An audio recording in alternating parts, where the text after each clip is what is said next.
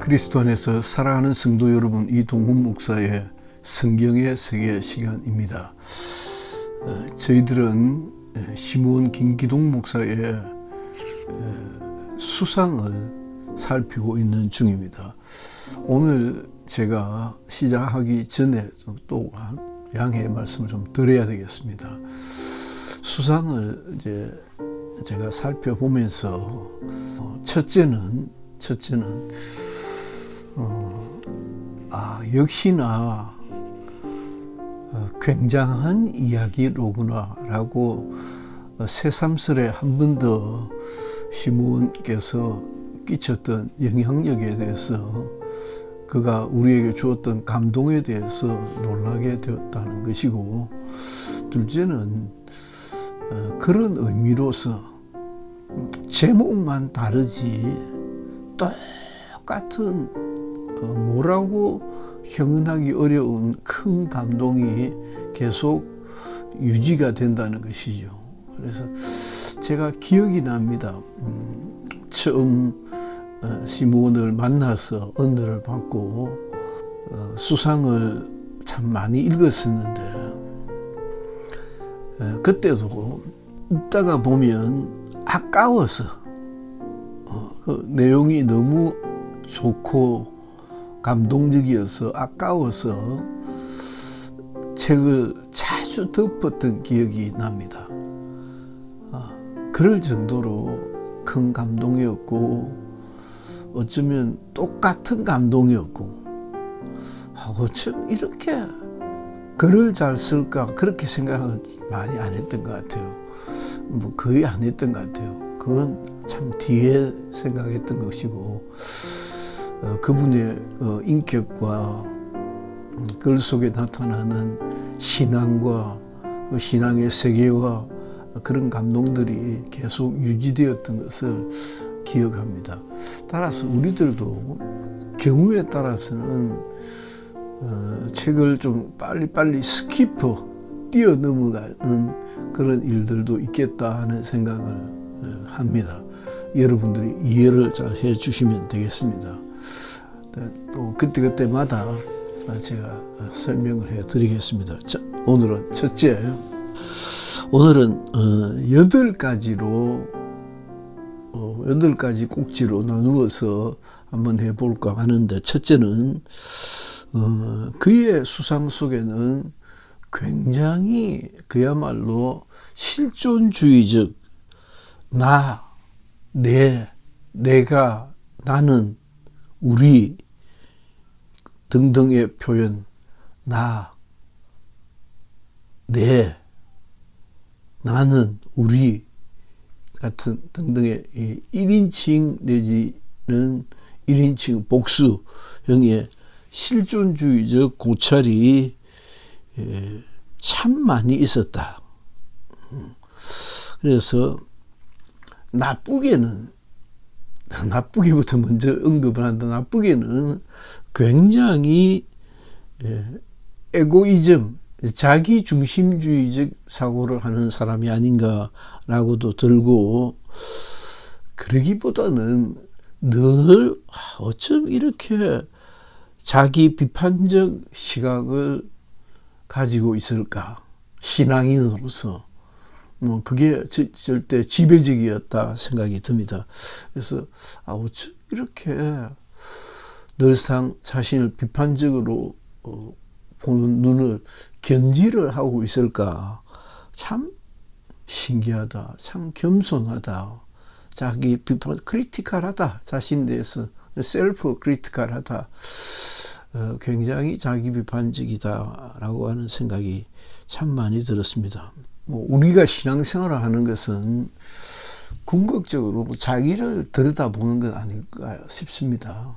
그래서 신부님께서도 늘 1인칭 복수의 형태로 자신을 돌아보는 일에 참 집중하고 계셨다는 것입니다. 이것이 무엇을 의미할까를 우리가 계속 되묻게 됩니다. 두 번째는 앞서 시간에도, 지나간 시간에도 이와 같은 얘기가 전혀 없었던 것은 아닌 것 같은데 그래도 꼭지 한 잔을 따로 주어서 그렇게 언급하고 싶은데 교회에 대한 지극한 헌신과 충성과 봉사와 사랑이 늘 따라다니는 그야말로 교회의 사람이다. 시몬께서는 어쩜 저렇게 저도 꽤 제가 어떤 아주 가깝게 지냈던 그리고 또 명문대학을 나왔던 그리고 또 성락교회에서 아주 중직을 맡았던 친구 목사님에게 했던 얘기가 기억이 납니다.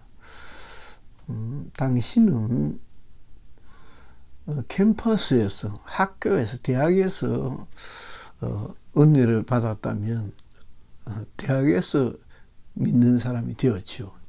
나는 교회의 사람이다 라고 했던 적이 있습니다.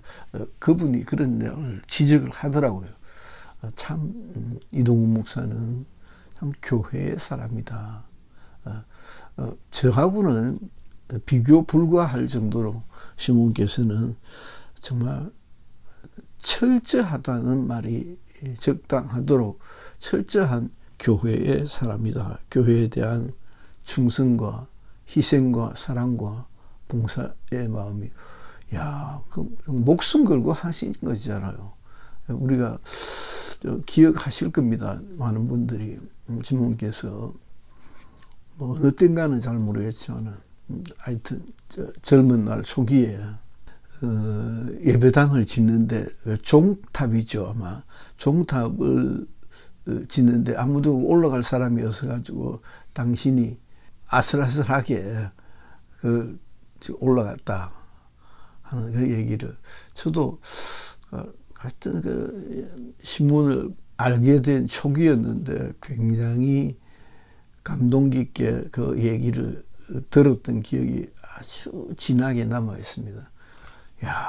저 사람 참 대단하다. 나도 어지간하다고 생각했는데 어지간히 교회 중심의 삶을 살아왔다고 생각했는데 이건 못 말리는 사람이나 하는 생각이 굉장히 강하게 들었습니다.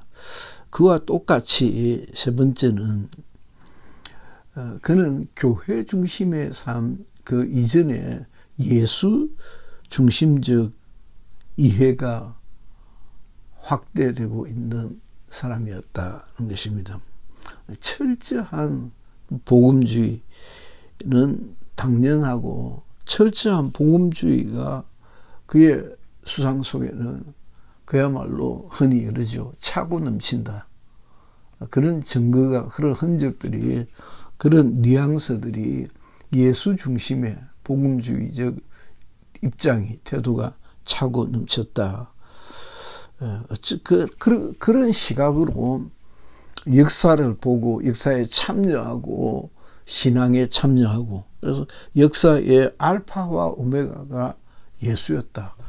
그분은 뭐 예수 잘 믿는 사람들에게서 누구에게 볼 수 있는 거지만 그럼에도 불구하고 시몬만의 좀 고유한 특징을 가지고 그는 예수 중심의 시각으로 역사를 보고 신앙을 읽고 해석하고 이끌어 나갔던 주의 종이지 않은가 그런 생각을 해봅니다. 네 번째는 조금 더 결이 좀 다른 것입니다. 예수 중심하고 예수야 하고 주여 하고의 차이입니다. 그러면서도 예수 중심적이면서도 그는 주님주의였다.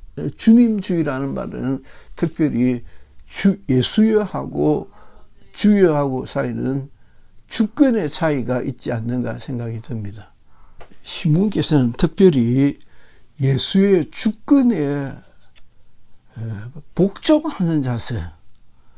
그래서 예수님 하는 것보다는 주여하는 주님주의, 예수 중심주의 외에 예수의 절대 주권에 침착한 그런 느낌을 많이 준다. 곳곳에 주에 관한 사랑과 그분에 대한 복종, 충성이 등장합니다. 주여 1권 페이지 78, 79에 보면 주 사랑에 대한 그의 뜨거운 워낙 그렇잖아요. 워낙 그분의 메시지 중에는 이야 어떻게 저렇게 주님께 복종하며 살려고 하는 사람이 있을까? 우리 그렇게 은혜를 받았지 않습니까? 그것을 제가 좀 꼭지를 좀 달리해서 설명하고 있는 것입니다.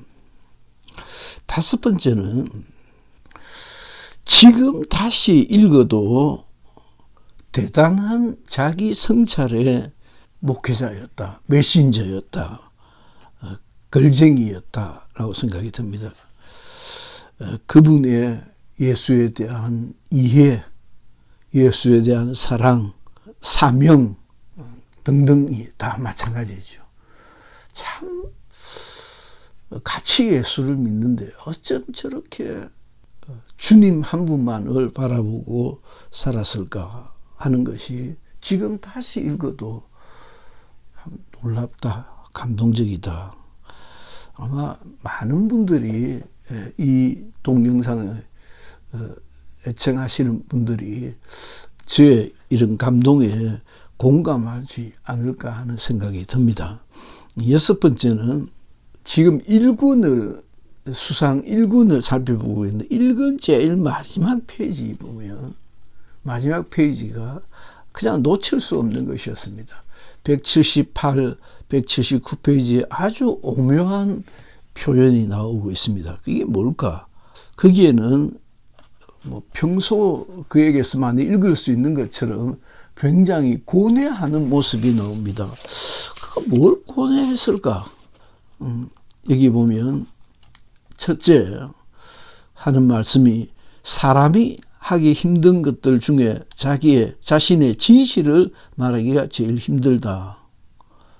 진실을 말하고 싶은 사람은 자신의 소신을 분명히 밝히고 싶어 한다. 그러나 자신의 진실은 희생이 따르기 마련이다.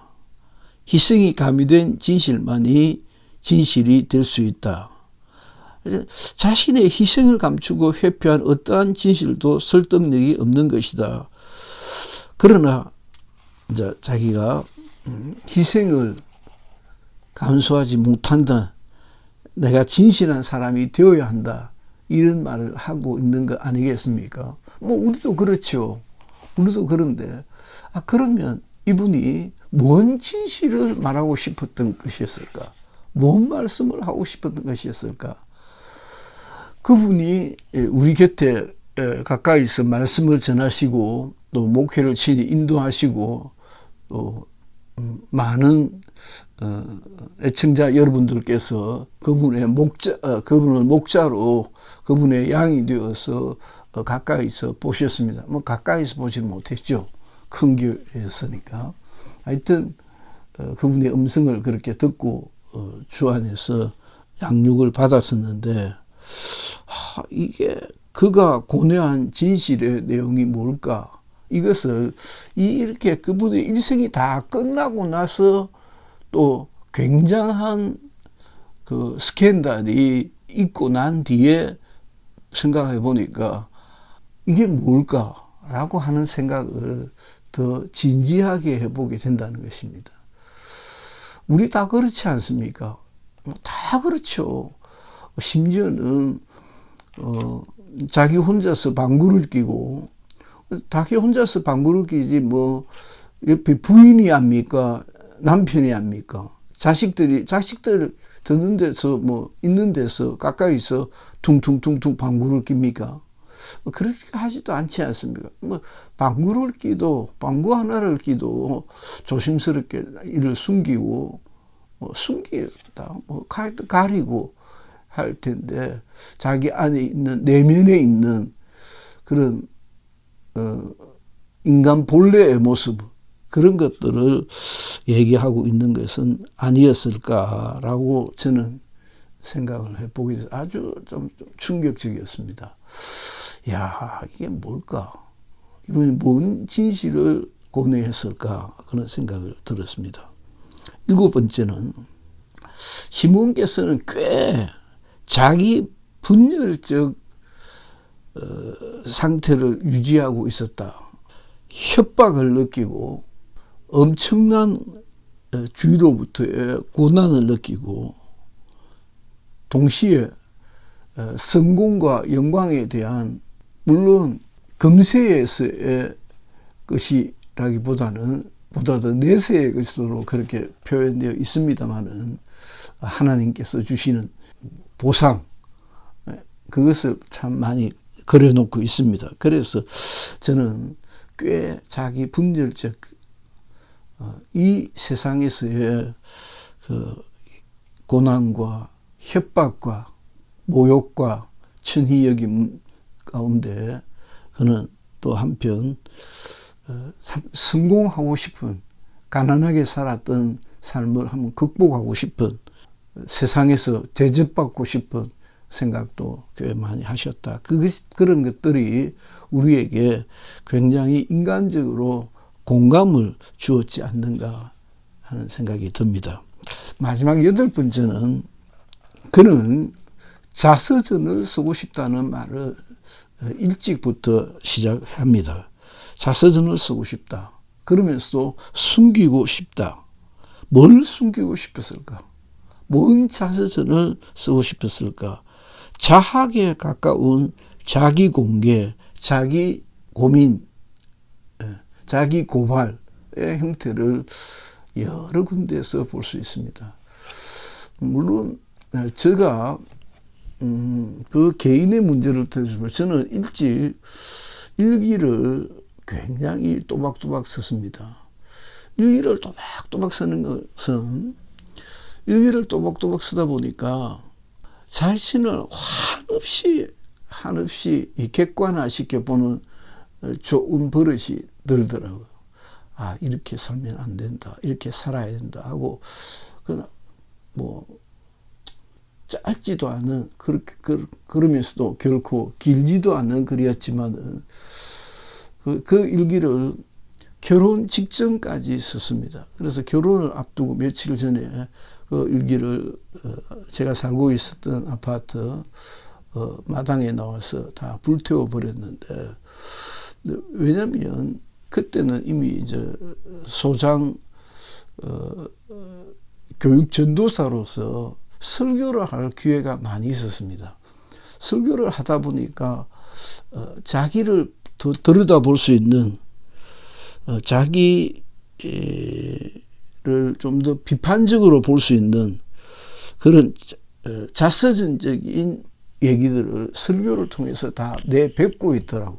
내뱉고 있는 것을 보고 이제는 설교를 통해서 내가 다 내뱉고 있구나. 그럼 굳이 빨리 설교를 일기를 쓰지 않아도 설교라는 형식을 통해서 내가 나를 비판하고 드러내고 있다는 사실을 깨닫고 일기를 다이어리 들고 다니는 다이어리에서 많이 썼지만은 여전히 그런 습관이 있어서 썼지만은 줄여가게 되는 계기가 되지 않는가 하는 생각이 듭니다.